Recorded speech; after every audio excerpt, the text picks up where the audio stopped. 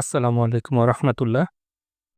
আমাদের পার্শ্ববর্তী ইউনিয়নের বাজার থেকে আজকে বাঁশের তৈরি এই মুরগির খাঁচাটি নিয়ে আসলাম। খাঁচাটি দেখতে অনেক কিউট না? বাজারে ছোট বড় অনেকগুলো খাঁচা দেখলেও আমার কাছে এই খাঁচাটি বেশি ভালো লেগেছে। এটি অনেক মজবুত।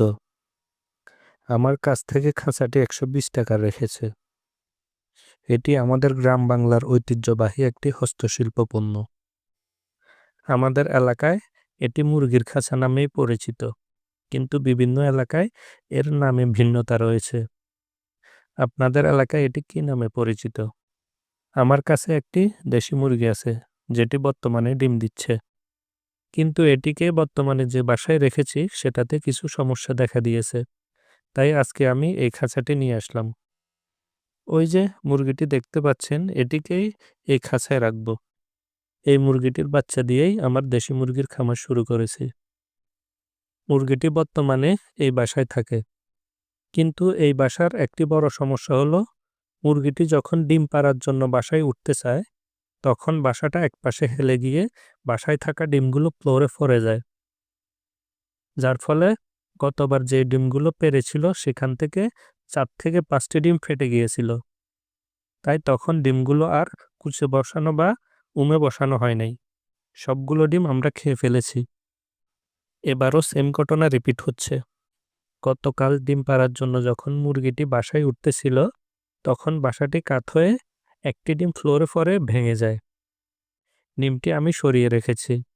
তাই এই সমস্যাটি সমাধানের জন্যই আমি আজকে মুরগিটির জন্য এই নতুন বাসস্থানের ব্যবস্থা করে দিচ্ছি। এখন আমি পুরাতন বাসাটি পাল্টে নতুন বাসা সেট করে দেব। প্রথমে ডিম দুটি সরিয়ে রাখব। প্রথমে একটি পলিথিন দিয়ে নিব, ফ্লোরের আর্দ্রতা যাতে মুরগির গায়ে না লাগে, অথবা মুরগিটি পটি করলে যাতে তার পানি ফ্লোরে না পড়ে, সেজন্যই পলিথিনটি দেব। তার ওপর এই জিনিসটা দিয়ে দেব।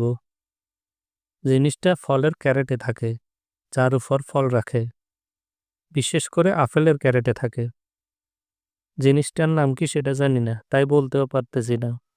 এটা কিছুটা ককশিট টাইপের, তবে জিনিসটা মুরগির জন্য খুবই আরামদায়ক। এটা নরম এবং বর্তমানে শীতকালে মুরগির ঠান্ডা লাগবে না।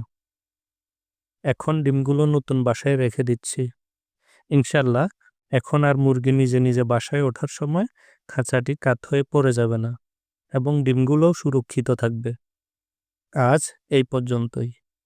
সবাই আমার খামারের জন্য দোয়া করবেন, যাতে আল্লাহ আমার খামারে বারাকা দান করেন।